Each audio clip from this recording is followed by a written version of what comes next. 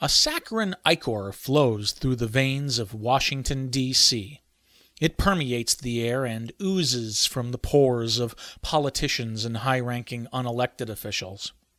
On the other hand, you do get to see some fine-looking automobiles as you walk between congressional buildings. I noticed a lot of Cadillac SUVs with senatorial license plates on the latest trip to my nation's capital. Ugh, gas crisis? What gas crisis? I half expected to see a business sign saying, "Spend your tax refund here or the terrorists will win." I flew to D.C. recently to give a lecture and to pound the halls of Congress. A bunch of green-haired, weird-clothing, androgynous young people descended on my hotel the day after I arrived. Security guru Mark Mayfret of EI sports green hair and weird clothing, so I instinctively pegged it as a hack fest. But I didn't know about a hacker convention going on in D.C. during my stay. And I couldn't really figure out why so many girls would attend it. A femi-computer convention? The majority looked like Mayfret in their androgyny, but others looked obviously female. Way too many bras for a hack fest, I thought. So I asked one of the attendees what was up. Silly me. My hotel hosted an American boys, female to male gathering. You know, this would explain Ms. Mayfret's hair and clothing. Anyway, let's get to the real reason for today's column, page 2. Do you know what I love about my job? The perks. I get to write about U.S. senators who violate their own proposed legislation. Senator John Edwards, a Democrat from North Carolina, introduced a bill called the Cyberterrorism Preparedness Act of 2002. His press release quotes him as saying, "A terrorist can do as much damage with a keyboard and a modem as with a gun or a bomb." Sounds like your typical hysteria, right? Edwards earned some publicity in the mainstream media as a result of it. Of course, it took Richard Forno of Infowarrior.org to note the obvious. In the definitions for this bill, there is not one reference to cyberterrorism, he moaned, yet it's the short name of the introduced legislation. One wonders again how many times we'll see terrorism in the short name of a bill just to garner attention and make it sound Homeland Security-ish. Aw, here. Edwards made a classic mistake in his press release when he cited examples of cyberterrorism. Specifically, he pointed to, number 1, a raw sewage cyberattack in Australia, number 2, a group of kids in Pakistan who declared a cyber jihad against America, and number 3, the economic damage caused by just the last 4 computer viruses. Let's rid ourselves of the latter 2 examples, shall we? I can sum up the senator's virus economic damage guesstimate in 3 words. Visit VMyths. No, wait, that's 2 words. Nah. I can likewise sum up the Pakistani cyber terrorists in 3 words. Go to VMyths. Yeah, there we go. That's 3 words. Memo to Edwards. The best fearmongers let the media come up with cyber terrorism examples. Page 3. Okay, now let's talk about the raw sewage cyber attack.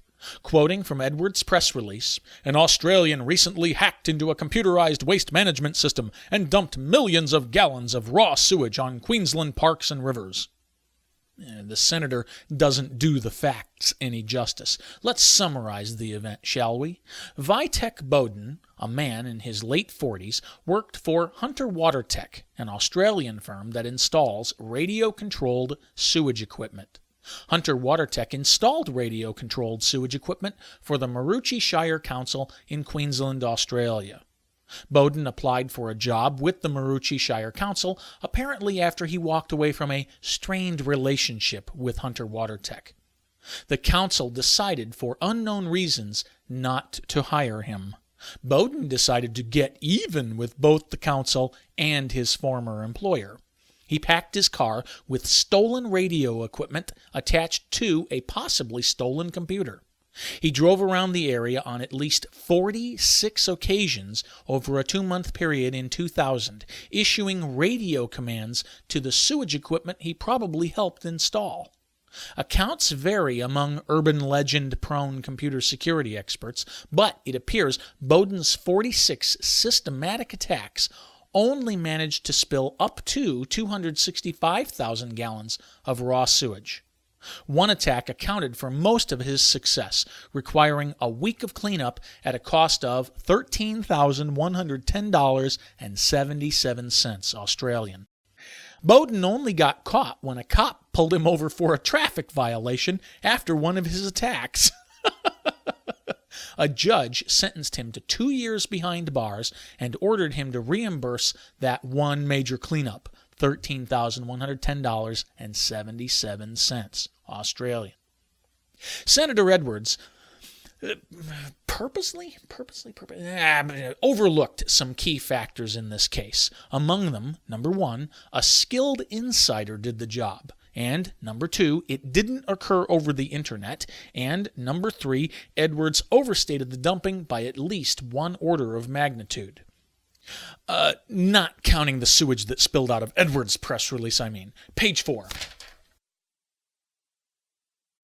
Now, even just 250,000 gallons of raw sewage sounds devastating, until you put it into perspective. For one thing, it would hardly fill a community swimming pool. For another thing, the U.S. Environmental Protection Agency website brims with, or should I say overflows with, convictions and indictments for illegally dumped raw sewage. Los Angeles alone spilled 46 million gallons just from 1997 to 1999. Boston residents can't safely swim in the Charles River thanks to non-cyber discharges of every kind, especially raw sewage and stormwater, according to the EPA. Even the senator's home state suffers from a wide array of non-cyber sewage catastrophes.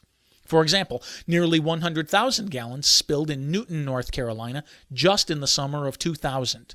The Insider, a state government news service, reported Kinston City's city-owned treatment plants failed to report 4 sewage spills in 1997, totaling over 1 million gallons. And North Carolina's yearly hurricane season threatens to contaminate coastal water supplies with raw sewage and rotting animal carcasses, and officials say the health and environmental effects of a hurricane could last for weeks or even months. Oh, wait, it gets worse. Forget a week of cleanup. It'll take decades to clean up industrial waste catastrophes in the former non-cyber East Germany and in other former still non-cyber Eastern Bloc nations. Someday we'll wake up to realize how much illegally transported toxic waste now finds its non-cyber way to the African continent. But hey, enough with plain old illegal and accidental and Mother Nature stuff. Let's limit our debate to terrorism, shall we? Consider how much raw sewage flowed through the veins of the World Trade Center before its non-cyber collapse. If we multiply just one bathroom per gender, per floor, per building, ... Oh, and don't forget World Trade Center building number 7 when you do your calculations. It imploded too, you know. The amount of raw sewage in the crater of the World Trade Center probably outclassed anything Bowden could have hoped for. So much for the horrifying ravages of cyber sewer terrorism. Page 5. This leads us to ask an interesting question. Why does Edwards chase boogeymen cyber terrorists when so many non-cyber sewage threats need his attention? The answer might intrigue you. A rumor says Edwards wants to run for the presidency in 2004. A war on cyber terrorism couldn't come at a better time for his political career. Sewage never smelled so sweet.